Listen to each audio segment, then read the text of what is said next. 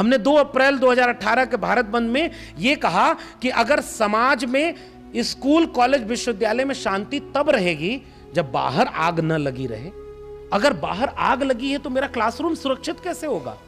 इसलिए एक प्रोफेसर जो गवर्नमेंट एम्प्लॉय नहीं होता है, एक प्रोफेसर ऑटोनोमस बॉडी का होता है, वो जैसे क्लासरूम चाहता है वैसा समाज भी तो चाहता है। तो अगर समाज में कोई बुराई है तो प्रोफेसर नहीं बोलेगा तो कौन बोलेगा? और वो बोलना वक्त के तानाशाह को नागवार गुजरा। शायद वो 13 पॉइंट रोस्टर की लड़ाई जो इसमें आपको मिलेगी, कि अगर वो लड़ाई हम न लड़ते तो वो दरवाजा बंद हो जाता जिससे कोई SC ST OBC प्रोफेसर बन पाता। और बाबा साहब यहां लौट करके क्या कह के गए? शिक्षित बनो, संगठित रहो, संघर्ष करो। पहला नारा बाबा साहब अंबेडकर का, इसलिए हम बाबा साहब को अपना नायक मानते हैं। शिक्षा की अहमियत उन्होंने समझी थी। शिक्षा वो शेरनी का दूध है जिससे जो पिएगा वो दहाड़ेगा, और हमारी दहाड़ लोगों को पसंद नहीं आई तो नौकरी छीन ली। इसलिए जनता ने कहा कि भाई हम आपको अपना प्रोफेसर मानते, तो मैंने भी कहा कि डायरी का नाम भी होगा तो प्रोफेसर की डायरी ही होगा। उन्होंने सोचा था कि नौकरी छीन लेंगे तो डर जाएगा, हमने भी सोचा कि जुल्म के साये में लब खोलेगा कौन, और हम भी चुप रहे तो फिर बोलेगा कौन।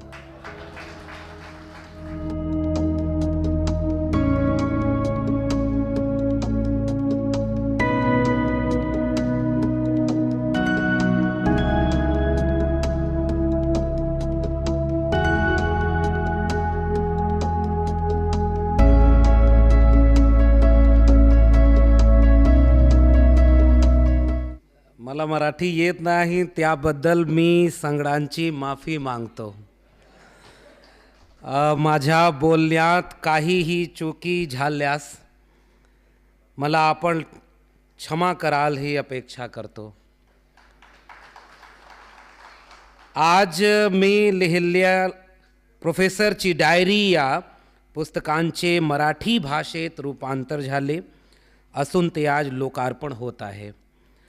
या कार्यक्रमास आपण सर्वजण आपला मुलाचा वेळ काढून आल्याबद्दल मी मनापासून सांगण्याच्या आपण सर्वांच्या ऋणी आहे। शुक्रिया। फिर से मैं हिंदी में कहता हूँ कि ये जानबूझकर मराठी मैंने थोड़ी देर बोली, और इस गुस्ताखी के लिए आप मुझे माफ़ भी करेंगे अगर उसमें कोई गलती हुई होगी। और वो इसलिए कि मेरे लिए आज का दिन बहुत ख़ास है, अहमियत रखता है कि मेरी अपनी लिखी हुई एक किताब मराठी में आ रही है और आज उसका पहला लोकार्पण हो रहा है। तो इतनी ज़िद तो बनती है कि मैं अभिवादन आपका मराठी में ही करूं। तो इस कार्यक्रम के जो मुख्य आयोजक लोग हैं, हमारे मित्र आवाज़ इंडिया टीवी के बहुत शानदार पत्रकार, उनकी पूरी टीम, अमन कांबले साहब, और जैप्स के हमारे जगदीश डावरे जी, बादल जी और उनके तमाम साथी लोग, जिन लोगों ने बहुत मेहनत करके ये कार्यक्रम आयोजित किया है। और अभी तक हिंदी में ये किताब भले ही रिकॉर्ड बना चुकी हो, लेकिन मैं अभी तक हिंदी में भी ऐसा कार्यक्रम नहीं कर पाया हूँ, और पहला कार्यक्रम मराठी में आप लोगों के चलते हो रहा है। इसके लिए भी मैं आप सबका बहुत शुक्रिया अदा करता हूँ। और बड़ी बात ये भी है मेरे लिए, जो दिन में जो अमन कांबले साहब से मैंने साझा की थी कि हम लोग कलम और किताब से बने लोग हैं। उत्तर प्रदेश के आजमगढ़ जैसे ज़िले में, बहुत सामान्य से ज़िले में, वहाँ खेती किसानी करने वाले परिवार में पैदा हुए, हाथ में कलम और किताब आई तो आज यहाँ तक पहुँच पाए हैं। लेकिन उस सफ़र में मैं बहुत देश भर में भी ये बात कबूल करता हूँ, और जो बहुत ज़रूरी बात है कि मेरे परिवार के लोगों ने शिक्षा की अहमियत समझी कि खेत में काम करने, कुदाल फावड़ा चलाने, या हम तो यादव कम्युनिटी से आते थे, दूध दो करके बेचने के काम में पुरखे खप गए, लेकिन हमें वो न करना पड़े इसलिए बहुत तरह की कुर्बानियां झेली हमारे परिवार के लोगों ने। एक रोटी कम खाई, मकान में पेंट नहीं हुआ 10 साल तक, एक कपड़ा कम खरीद के दिया, हमारे शौक कम पूरे किए, लेकिन हमारे हाथ में कलम और किताब दी। इसके लिए हम यहां तक पहुंच पाए, इसलिए अपने परिवार वालों को याद करते हैं। लेकिन उसके बाद यह भी याद करते हैं कि वो सफर पूरा नहीं हो पाता, हमारे परिवार वालों की कुर्बानी पूरी नहीं हो पाती अगर इस मुल्क में बाबा साहब डॉक्टर भीमराव अंबेडकर का संविधान नहीं लागू होता। और संविधान के आने के बाद जो रास्ता बना मंडल कमीशन का, मंडल आंदोलन का, और उस मंडल कमीशन की सिफारिश से हम जैसे ओबीसी समाज के आने वाले जाने कितने लोगों को उच्च शिक्षा तक जाने के रास्ते खुले। उसके पहले अपवाद में कोई चला जाता रहा होगा, कोई एक्सेप्शनल केस होता होगा, लेकिन 90 के बाद पहली बार शेड्यूल कास्ट, शेड्यूल ट्राइब और अदर बैकवर्ड क्लासेस के बीच के लोग व्यवस्थित तौर पर एजुकेशन सेक्टर तक आने लगे। तो इसलिए मैं दूसरी क्रेडिट अगर किसी को देना चाहता हूं अपने यहां तक पहुंचने का, तो वो बाबा साहब अंबेडकर के संविधान को और मंडल कमीशन को देना चाहता हूं, जिसने वो रास्ता बनाया कि हम यहां तक पहुंच पाते। अगर ये ना होता तो उसके पहले भी बहुत सारे लोगों ने ख्वाब देखे कि उनके बेटे बेटियों को शिक्षा मिले। और हम जहां नागपुर में हैं, महाराष्ट्र की जमीन है, और यहां पर हम याद करेंगे महात्मा ज्योतिबा फुले को, जो शिक्षा देने के चलते घर से निकाल दिए गए, स्कूल खोलने के चलते लोगों के निशाने पर बना दिए गए। क्रांति ज्योति माता सावित्रीबाई फुले को याद करता हूं, जिनको 2 साड़ी लेकर स्कूल जाना पड़ता था, और इसलिए उनका विरोध होता था क्योंकि वो बच्चियों को शिक्षा देने का काम करने लगी, अछूत बच्चों को पढ़ाने का काम करने लगी, जिसे उस जमाने में लोग धर्म के विरोध में काम मानते थे। इसलिए मैला फेंकते थे, कचरा फेंकते थे। एक किताब है सुनील खिलनानी की, इनकारनेशन।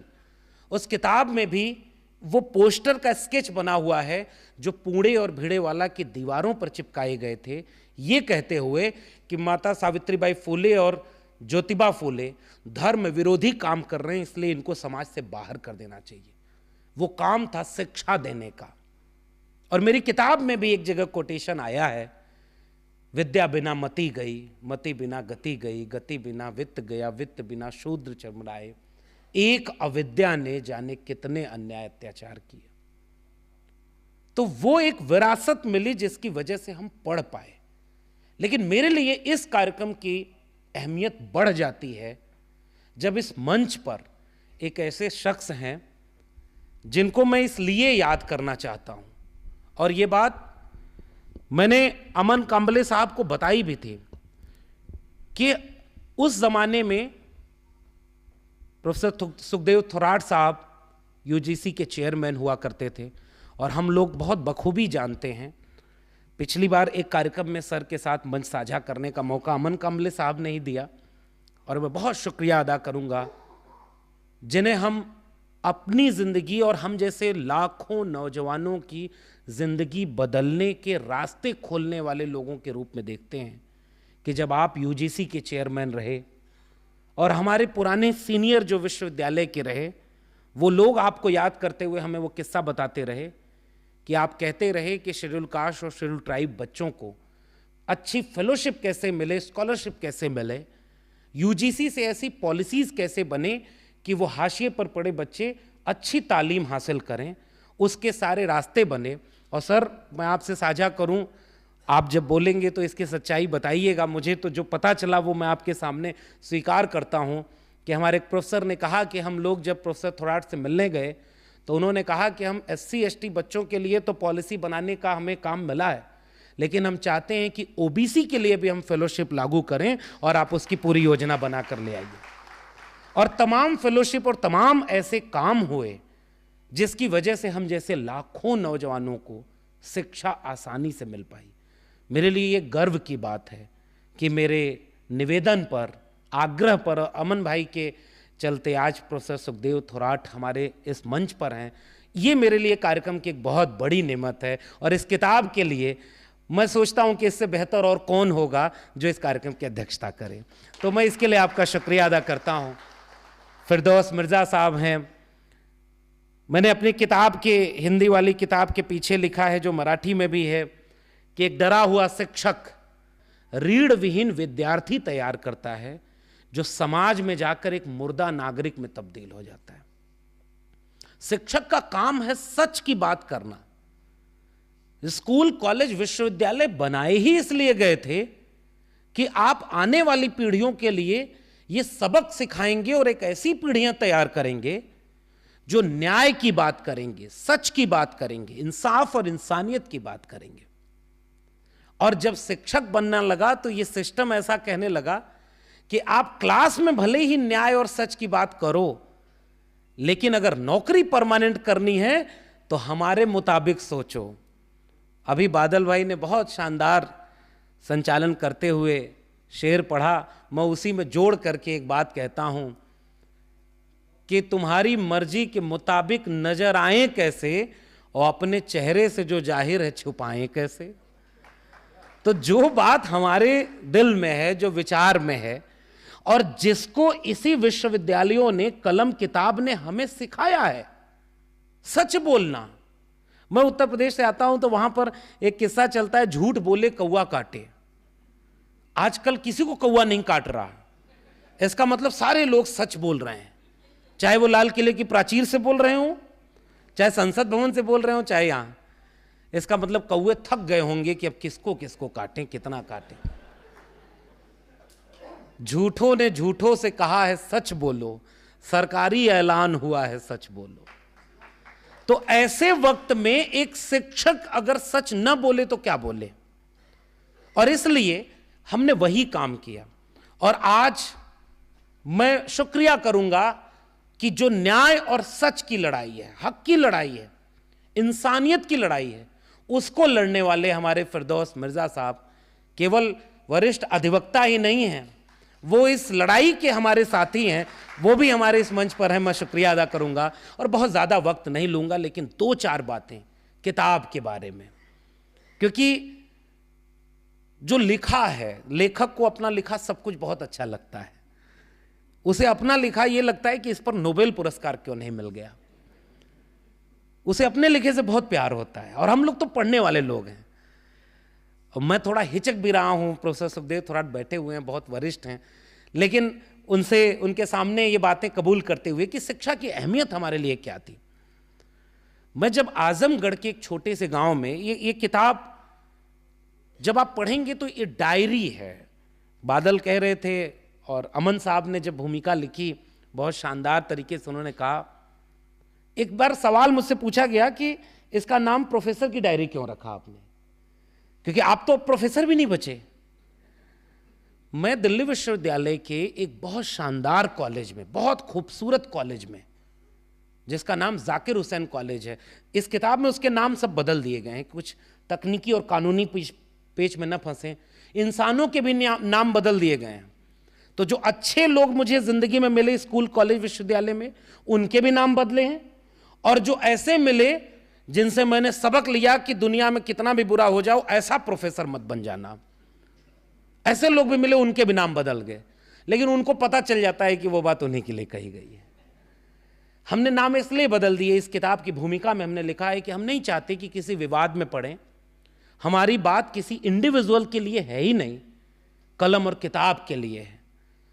अगर इस दुनिया में कलम और किताब गुलाम हो जाएगी, लोगों के हाथ से दूर हो जाएगी, बिकने लगेगी मार्केट में व्यवसाय की तरह, तो फिर अनपढ़ कुपढ़ भीड़ तैयार हो जाएगी, जिसको कोई नेता अपनी रैली के लिए इस्तेमाल करेगा या कोई दंगे के लिए इस्तेमाल करेगा। उस दंगे की भीड़ से, किसी अंधविश्वास की रैली से निकाल करके तार्किक मनुष्य बनाने का काम कलम और किताब करती है। और मुझे लगता है कि इस सभागार में जितने भी वरिष्ठ लोग बैठे हुए हैं, आप सब सम्मानित लोग, आपने अपना कीमती वक्त छोड़ करके इस कार्यक्रम के लिए आना चुना, इसका मैं क्या ही शुक्रिया अदा करूंगा। लेकिन मुझे लगता है कि रिश्ता भी हमारा और आपका कलम और किताब से बना है, विचार से बना है। इसलिए इस किताब में जब आप पढ़ेंगे तो किसी व्यक्ति पर बातें कम हैं, प्रवृत्ति पर है। जिस सीढ़ी से चल करके हम यहां तक पहुंचे हैं, उस सीढ़ी से हमें इतनी मोहब्बत है कि हम चाहते हैं कि हमारे बाद भी उस सीढ़ी से लोग चढ़ के आएं, और अगर वो सीढ़ी तोड़ी जाएगी तो दर्द हमें भी होगा। आज स्कूल, कॉलेज, विश्वविद्यालय कम किए जा रहे हैं।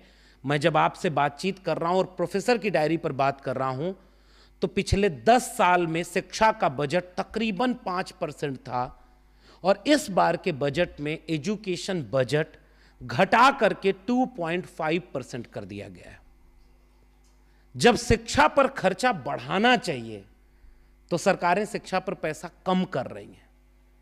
फेलोशिप और स्कॉलरशिप के जिस संदर्भ में मैं बात कर रहा था, प्रोफेसर थोराट बैठे हुए हैं, दिल्ली विश्वविद्यालय के हमारे पढ़ाए हुए विद्यार्थी 9 महीने, 12 महीने, 1.5 साल हो जाता है, उनको फेलोशिप नहीं मिलती, और जब वो यूजीसी से पूछते हैं तो वो कहते हैं कि अभी फंड नहीं आया है, जब आएगा तो मिलेगा। और इस किताब में आपको फेलोशिप का वो किस्सा मिलेगा कि जब किसी एक को फेलोशिप मिली तो उसने अपने पीछे 2 भाई बहनों को पढ़ाने का खर्चा उठाया उस फेलोशिप से। फेलोशिप से अपना रिसर्च किया, अपनी पढ़ाई की, और अपने पीछे किसी और को पढ़ाया।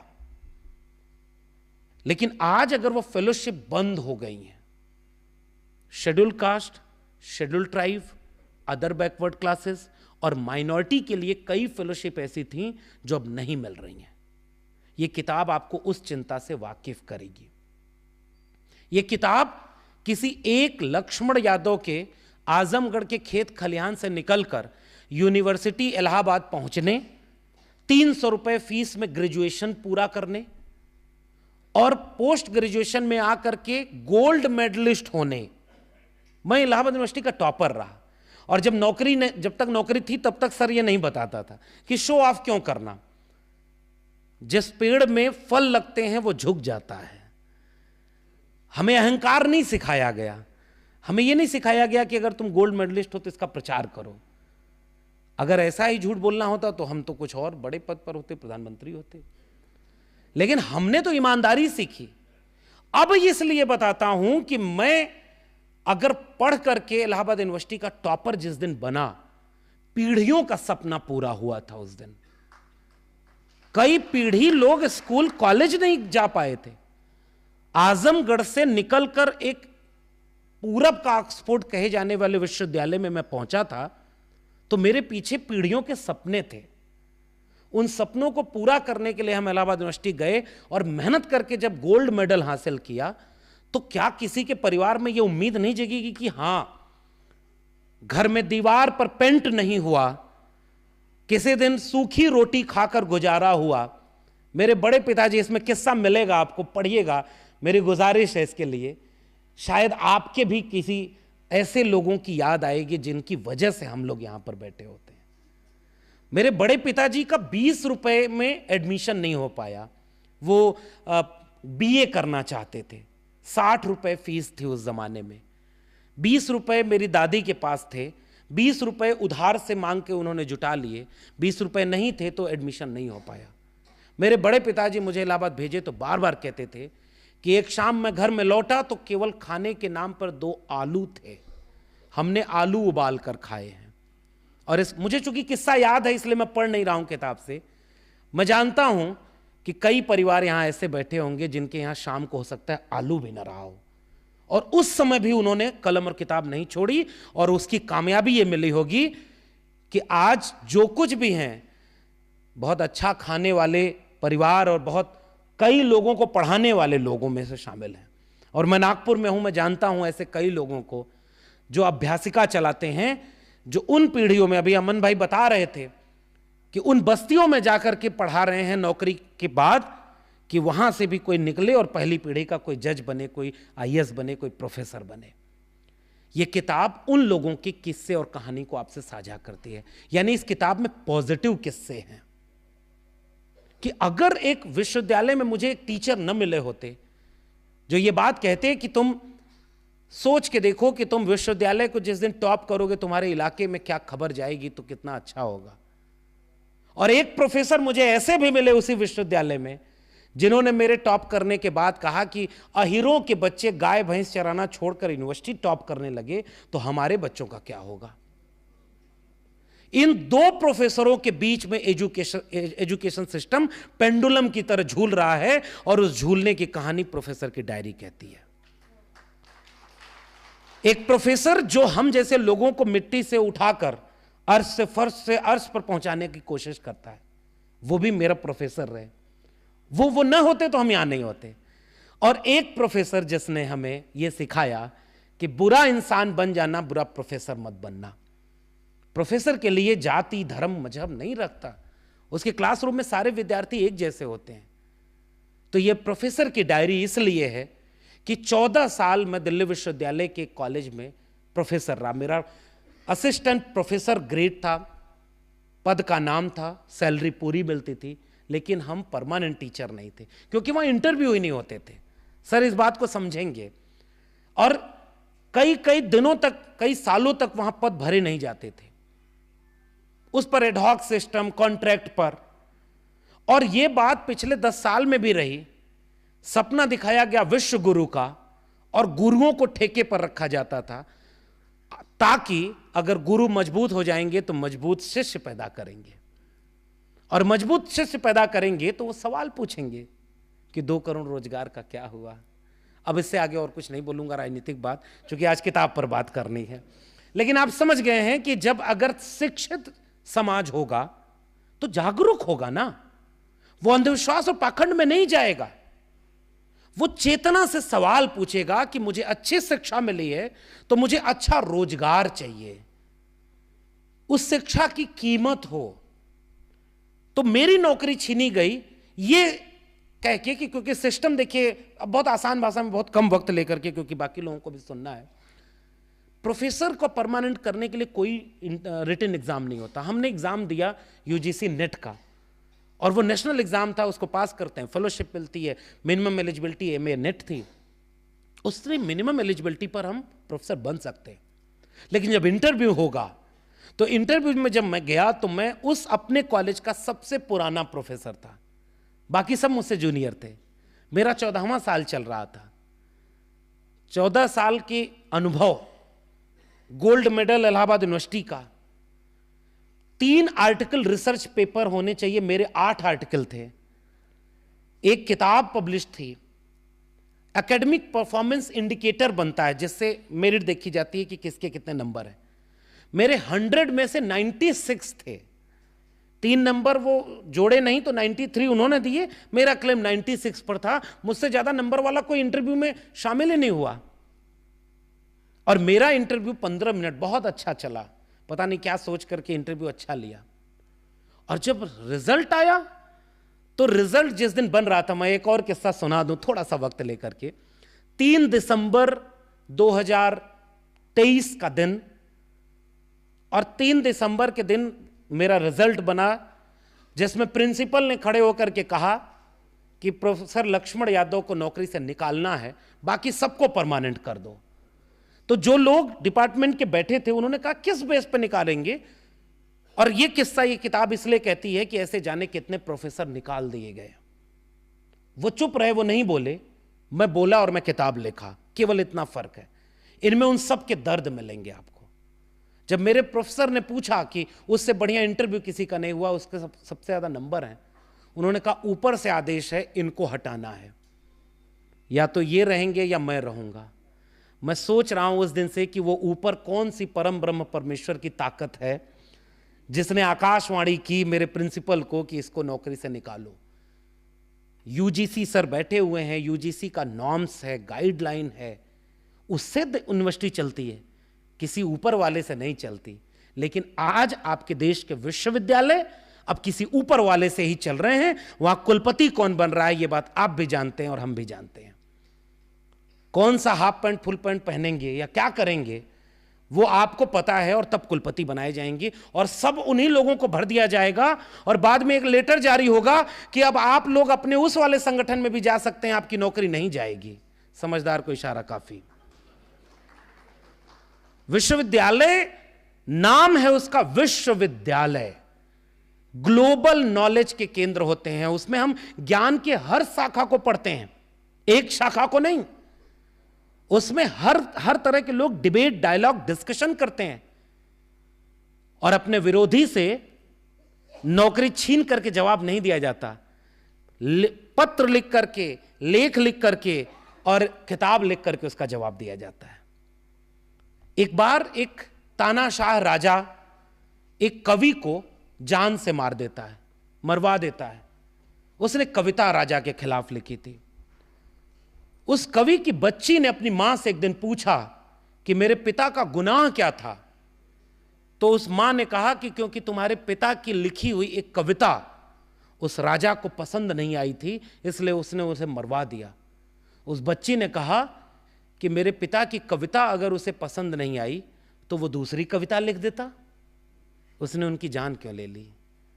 स्कूल, कॉलेज, विश्वविद्यालय इसलिए होते हैं कि अगर आपको हमारा विचार नहीं पसंद है तो आप अपने विचार की किताब लिख दो, और हर तरह के विचार चलते हैं। अब ये देश के स्कूल, कॉलेज, विश्वविद्यालय एक विचार के अड्डे अगर बन जाएंगे तो बाकी लोग कहां जाएंगे? बाकी लोगों के लिए एनएफएस किया जाएगा, एससी, एसटी, ओबीसी। मैं इस किताब में कई किस्से हैं सर। अभी ये प्रोफेसर की डायरी मराठी में आई है। मैं एक किताब ले आया हूं जो पंजाबी में भी इसका ट्रांसलेशन हो गया है, और अगले महीने चंडीगढ़ में इसका लोकार्पण होगा कि ये पंजाबी में भी आ चुकी है। और मुझे पंजाब यूनिवर्सिटी के टीचर्स ने बुलाया कि हमारे दर्द आपकी इस किताब में हैं, इसलिए हम आपके ऊपर एक कार्यक्रम रखना चाहते हैं कि आपने हम तमाम शिक्षकों का दर्द इसमें साझा किया है, इसलिए भी इस किताब को पढ़ा जाना चाहिए। इस किताब में एक किस्सा है कि तुम्हारा पूरा नाम क्या है। मैं छोटा सा किस्सा सुना देना चाहता हूं कि कैसे जाति व्यवस्था कैसे सामने आती है और वो तमाम लोगों को यूनिवर्सिटी में रोकती है। एक रिसर्चर कैसे रिसर्च करने में सपने पूरा कर रहा होता है, उसके पॉजिटिव किस्से भी इस किताब में हैं। और किसी के सपनों को कैसे कुचला गया, उसको रिसर्च नहीं करवाया गया, उसको मनमाफिक विषय नहीं मिला, उसको नौकरी नहीं मिली और वो वापस लौट गए, उनके भी किस्से इस किताब में हैं। हम आपसे क्यों मुखातिब हैं कि हम आपसे यह कहना चाहते हैं कि हम विश्वविद्यालय में थे, अगर हमने जो दृश्य देखे हैं पॉजिटिव, नेगेटिव, ये बात हम नहीं कहेंगे तो जो इसी समय कोई रिक्शा चला रहा है, कोई ठेला चला रहा है, कोई खेत में काम कर रहा है, उसे तो पता ही नहीं कि स्कूल, कॉलेज, विश्वविद्यालय में हो क्या रहा है। कल को जब वहां पर कुछ गड़बड़ होगा तो वो हमसे पूछेगा ना कि तुम्हारे सामने ये सब हो रहा था। अभी अमन साहब ने कहा कि नई शिक्षा नीति बनी, उसमें इतनी दिक्कतें हैं, और प्रोफेसर सुखदेव थोराट साहब बैठे हुए हैं। कर्नाटक सरकार अगर अपनी शिक्षा नीति बना रही है और ऐसे व्यक्ति को उसका प्रतिनिधि बनाई है, तो मुझे पता है कि एनएफएस वाले रास्ते तो उसमें बंद कर दिए जाएंगे, जैसे दलित, पिछड़े, आदिवासी शिक्षक बनने को रोका जाता है। इंटरव्यू में नॉट फाउंड सुटेबल कर दिया सर। 90s के दशक के पहले प्रोफेसर के लिए लोग एलिजिबल ही नहीं होते थे, तो कहते थे कि नॉट अवेलेबल, और जब अवेलेबल होने लगे, डिग्री लेकर के पहुंचने लगे, तो कहे नॉट फाउंड सुटेबल, और आज तक वो चल रहा है। एक बात जरा जाके खोजिएगा, एनएफएस यानी non found suitable, not found suitable केवल एससी, एसटी और ओबीसी ही क्यों होते हैं? दिक्कत एकलव्य में नहीं थी, वो तो अपना हुनर दिखाया। दिक्कत तो द्रोणाचार्य में थी कि उसने उनका अंगूठा मांग लिया। और इसीलिए बहुत सायास ये किताब समर्पित है रोहित वेमुला और उन जैसी तमाम अधूरी रह गई अनगिनत संभावनाओं के नाम। एक रोहित वेमुला विश्वविद्यालय में पहुंचा था, हैदराबाद यूनिवर्सिटी में रिसर्च करने गया और लिखने के नाम पर केवल एक चिट्ठी छोड़ गया, क्योंकि उसको इतना प्रताड़ित किया गया कि उसने आत्महत्या करने को मजबूर हो गया। हम कहते हैं कि उसकी सांस्थानिक हत्या हुई। डॉक्टर पायल तड़वी आपको याद होने चाहिए, संगीता नाम की एक लड़की याद होनी चाहिए। आईआईटी दिल्ली में जो सुसाइड कर लिए बच्चे हैं, जिनका एडमिशन तो रिजर्वेशन से हो गया, लेकिन उनको अंदर यूनिवर्सिटी में भेदभाव का शिकार होना पड़ता है, क्योंकि अब एकलव्यों के अंगूठे नहीं काटे जाते, उनको एनएफएस कर दिया जाता है या उनको इंटरव्यू में नंबर काट लिए जाते हैं ताकि वो आगे ना बढ़ पाए। आरक्षण इसलिए नहीं था कि एकलव्य कमजोर था, आरक्षण इसलिए था क्योंकि द्रोणाचारी भेदभावकारी था, इसलिए आरक्षण लागू किया। और आरक्षण लागू करने के बाद भी आज मैं डेटा एनालिसिस करूं, मैंने आरटीआई लगाई थी 2019 में, इस देश में सेंट्रल यूनिवर्सिटी उस जमाने में 45 थी, अब 52 के आसपास हो गई है। और 45 यूनिवर्सिटी में एक भी प्रोफेसर ओबीसी का नहीं था। 13 पॉइंट रोस्टर आया, इस किताब में रोस्टर आंदोलन का जिक्र है, और 13 पॉइंट रोस्टर से आपके बच्चों के एससी एसटी ओबीसी के प्रोफेसर बनने के रास्ते बंद कर दिए गए। हमने उसकी लड़ाई लड़ी, शायद यही गुनाह था। हमने 2 अप्रैल 2018 के भारत बंद में यह कहा कि अगर समाज में, स्कूल कॉलेज विश्वविद्यालय में शांति तब रहेगी जब बाहर आग न लगी रहे। अगर बाहर आग लगी है तो मेरा क्लासरूम सुरक्षित कैसे होगा? इसलिए एक प्रोफेसर जो गवर्नमेंट एम्प्लॉय नहीं होता है, एक प्रोफेसर ऑटोनोमस बॉडी का होता है, वो जैसे क्लासरूम चाहता है वैसा समाज भी तो चाहता है। तो अगर समाज में कोई बुराई है तो प्रोफेसर नहीं बोलेगा तो कौन बोलेगा? और वो बोलना वक्त के तानाशाह को नागवार गुजरा। शायद वो 13 पॉइंट रोस्टर की लड़ाई जो इसमें आपको मिलेगी, कि अगर वो लड़ाई हम न लड़ते तो वो दरवाजा बंद हो जाता जिससे कोई एससी एसटी ओबीसी प्रोफेसर बन पाता। अब भी एक कानून आया है सुप्रीम कोर्ट से, सवाल जवाब होगा तो हम लोग उस पर बात करेंगे, कि अब भी कुछ जजों को लगता है कि क्रीमी लेयर हो गया है, अब क्रीमी लेयर लागू कर देना चाहिए एससी एसटी में भी। हम ओबीसी वाले तो झेल ही रहे थे क्रीमी लेयर, हमें पता ही नहीं कि क्रीम है कहां जिसके लेयर ये लोग तलाश रहे हैं। आज भी देश के सेंट्रल यूनिवर्सिटीज में ओबीसी प्रोफेसर केवल 4% हैं, आरक्षण मिला 27%, आबादी है 1931 के मुताबिक 52%, तो क्रीम कहां है? लेकिन देश में पॉलिसी कौन बना रहा है आप जान रहे हैं। तो ये लगता है कि ये किताब इसलिए भी पढ़ी जानी चाहिए और हर घर में पढ़ी जानी चाहिए कि इस किताब को पढ़ करके एक मां बाप को यह लगेगा कि स्कूल कॉलेज बचाना हमारी लड़ाई है। तथागत बुद्ध को हम जब अपना नायक याद करते हैं तो हम कहते हैं कि हम बुद्ध को इसलिए अपना मसीहा मानते हैं, वो विचार से हमारे नायक हैं क्योंकि वो प्रज्ञाशील करुणा की बात करते हैं। उनका सबसे बुनियादी सूत्र जो मुझे सबसे प्यारा है कि प्रज्ञा यानी बुद्धि की बात करो, तर्क की बात करो। और आज विश्वविद्यालयों में हवन हो रहा है साहब। दिल्ली विश्वविद्यालय में जिस दिन 22 जनवरी थी, बात बहुत लंबी हो जाएगी, उसके लिए किताब पढ़िएगा, फिर कोई कार्यक्रम होगा तो आऊँगा। अभी मैं अपने इन सम्मानित लोगों को भी सुनना चाहूँगा। मैं जब दिल्ली विश्वविद्यालय में था तो जितना बड़ा कार्यक्रम धार्मिक किसी एक धर्म का कहीं हो रहा था, विश्वविद्यालय के भीतर धार्मिक कार्यक्रम हो रहे थे, और विश्वविद्यालय के भीतर अब धर्म के कर्मकांड हो रहे हैं। मेरा कुलपति हवन कर रहा था, पुजारी बन के बैठा था, और जो प्रोफेसर है वो चुपचाप हैं क्योंकि उन्हें पता है पॉलिसी कौन बना रहा है। प्रोफेसर को आजाद होना चाहिए ताकि वो क्रिटिकल ब्रेन पैदा करे ना। प्रोफेसर गुलाम हो जाएगा तो सत्ता की बात में हाँ में हाँ मिलाएगा तो समाज का क्या होगा? राजा बोला रात है, रानी बोली रात है, मंत्री बोले रात है, जनता बोली रात है, और ये सुबह सुबह की बात है। इस देश ने बहुत तरह की अज्ञानता से लड़ाई लड़के यहां तक पहुंचाया सफर, और अब हम अपने स्कूल कॉलेज विश्वविद्यालयों को कहां जाते देख रहे हैं। आपके स्कूल, आपके महाराष्ट्र में मैं आया, एक कॉलेज में प्रोग्राम था सर बांद्रा में, तो वहां मुझे बताया गया कि 52,000 सरकारी स्कूल बंद कर दिए गए हैं। तो जब नए स्कूल खोले जाने थे तो पुराने बंद क्यों किए जा रहे हैं? ताकि गरीब के बच्चे ही सरकारी स्कूल में जाते हैं। अमीरों के लिए तो प्राइवेट स्कूल बना है ना, जिसकी जेब में पैसा है उसके बच्चों के लिए अच्छी शिक्षा है। एमिटी गलगोटिया है, विदेश में पढ़ने जाएंगे आप। और बाबा साहब यहां लौट करके क्या कह के गए? शिक्षित बनो, संगठित रहो, संघर्ष करो। पहला नारा बाबा साहब अंबेडकर का, इसलिए हम बाबा साहब को अपना नायक मानते हैं। शिक्षा की अहमियत उन्होंने समझी थी। शिक्षा वो शेरनी का दूध है जिससे जो पिएगा वो दहाड़ेगा, और हमारी दहाड़ लोगों को पसंद नहीं आई तो नौकरी छीन ली। इसलिए जनता ने कहा कि भाई हम आपको अपना प्रोफेसर मानते, तो मैंने भी कहा कि डायरी का नाम भी होगा तो प्रोफेसर की डायरी ही होगा। उन्होंने सोचा था कि नौकरी छीन लेंगे तो डर जाएगा, हमने भी सोचा कि जुल्म के साये में लब खोलेगा कौन, और हम भी चुप रहे तो फिर बोलेगा कौन। ये किताब कलम और किताब की चिंता के साथ लिखी गई किताब है। एक महीने में इसके हिंदी के 5 एडिशन आए। आप इसको पलट के देखेंगे तो पहला एडिशन 8 फरवरी 2024 को आया और 5वां 13 मार्च 2024 को।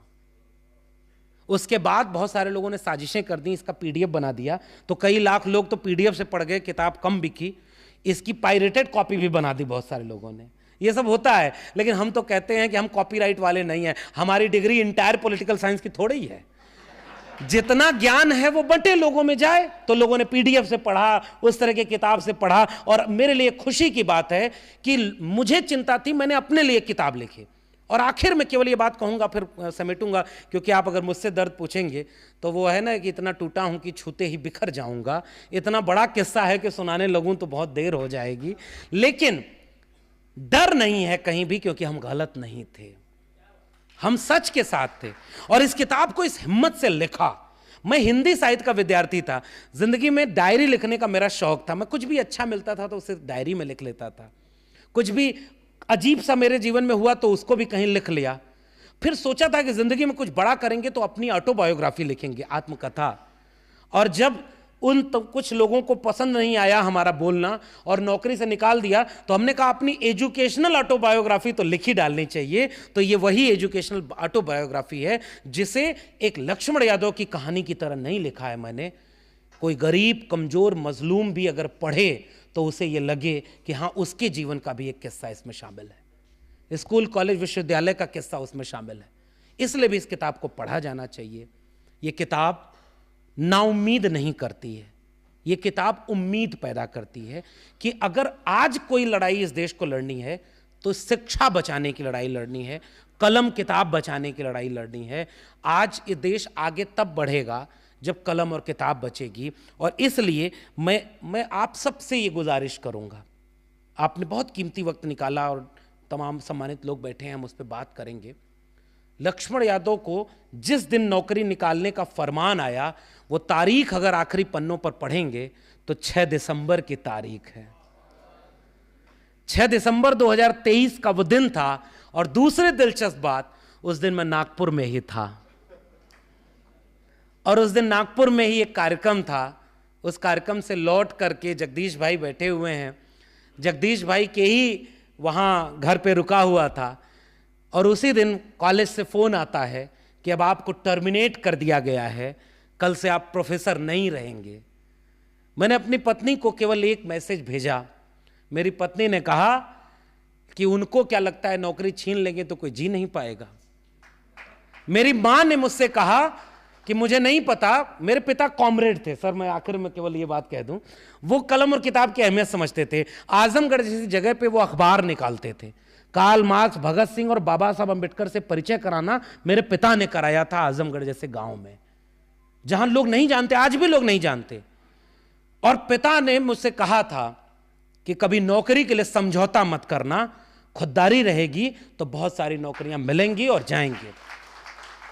बहुत सारे अच्छे प्रोफेसर भी इस देश में हैं, और एक शानदार प्रोफेसर इस मंच पर बैठे हुए हैं। मैंने शुरू में ही कहा कि इन्होंने जब हाथ में इनके मौका आया तो इन्होंने इतने रास्ते खोले हैं दलितों, पिछड़ों और आदिवासी बच्चों के लिए कि अभी तो उन्हें पता भी नहीं कि प्रोफेसर थोराट हैं कौन। और ऐसे तमाम लोग इस देश में हैं, उनके भी किस्से इसमें मिलेंगे। और वैसे प्रोफेसर भी हैं जो द्रोणाचारी बन के इन विश्वविद्यालयों को बर्बाद भी कर रहे हैं। इसलिए भी इस किताब को जरूर पढ़ा जाना चाहिए। नौकरी गई, उसके बाद उदासी थी। मैंने केवल ये सोचा कि नौकरी गई है, छीनना उनके पास था, नौकरी तो छीन लिया। सच कहने का जज्बा और विचारधारा फूले अम्बेडकर, शाहू पेरियार, भगत सिंह और तमाम लोगों की है, वो कौन छीनेगा। उस अगली किताब की तैयारी में लगा हूं। इस किताब का आपने कार्यक्रम किया, 6 महीने के बाद बाबा साहब और सामाजिक न्याय के विचार पर अपनी एक और किताब लेकर अपने बीच में आऊंगा। नौकरी छीन ली तो समय मिल गया है, अब 2 काम कर रहा हूं, देश भर में घूम करके सामाजिक न्याय के विचार पर और अपना काम आगे बढ़ा रहा हूं और किताब लिख रहा हूं, ताकि आने वाली पीढ़ियों को किताब मिले। जब 50 साल बाद अगर इस देश के स्कूल, कॉलेज, विश्वविद्यालय ऐसे ही बर्बाद होते रहे, तो 50 साल बाद जब अगली पीढ़ी खंडहर हुए स्कूलों और विश्वविद्यालयों को तलाशेगी, या तो वो शॉपिंग मॉल बन चुके होंगे। सर बैठे हैं, new education policy closure merger की पॉलिसी ले आई है, और वहां फीस अब सेल्फ फाइनेंस कोर्सेज बनेंगे। 4,000 वाली डिग्री अब 4 लाख में मिलेगी। तो अमीरों के बच्चे पढ़ेंगे, स्कूल कॉलेज रहेगा लेकिन सबके लिए नहीं रहेगा, बाबा साहब के संविधान की तरह नहीं रहेगा। तो जब वो बर्बादी के किस्से कोई खोजे तो उनको प्रोफेसर की डायरी मिले और कहे कि हाँ एक प्रोफेसर था जिसने अपना सब कुछ जोखिम पे उठा करके भी वो किस्सा समाज को बताया कि बचा सकते हो तो कलम और किताब, स्कूल कॉलेज को बचा लेना। यही इस प्रोफेसर की डायरी के लिखे जाने की पूरी कहानी है। और मैं जाते जाते केवल शुक्रिया अदा करते हुए, इससे ज़्यादा मुझे बड़ी सौगात कोई क्या देगा, कोई सम्मान क्या देगा। बहुत सारे प्रोफेसर इस पे बात नहीं करते क्योंकि उनको तो नौकरी भी करनी है ना, तो जोखिम क्यों ले। लेकिन पढ़ा सबने है। तीन भाषाओं में अनुवाद हो चुका है, अंग्रेजी में अनुवाद होने वाला है। इसी महीने दिल्ली में भी एक बड़ा कार्यक्रम हम सोच रहे हैं। लेकिन नागपुर की इस आवाम को, तमाम बड़े बूढ़े बुजुर्ग लोग बैठे हैं, माताएं बहनें, नौजवान साथी, अमन काम्बले साहब, जगदीश और तमाम लोग, और मंच पर 2 डिग्निटरीज हैं। आपने ये पहला कार्यक्रम किया, मैं तहे दिल से इसका शुक्रिया अदा करता हूँ। और केवल जाते जाते यही कहूँगा कि वक्त की ये ज़रूरत समझ लो, बिन पढ़े अब गुजारा नहीं है। वक्त की ये ज़रूरत समझ लो, बिन पढ़े अब गुजारा नहीं है। न कोई रहनुमा और न हुकूमत, कोई भी अब तुम्हारा नहीं है। तुम पढ़ो और पढ़ कर लिखो सब, वरना तारीख बदली मिलेगी। अब कलम और कागज से बेहतर दूसरा कोई चारा नहीं है। बहुत बहुत धन्यवाद।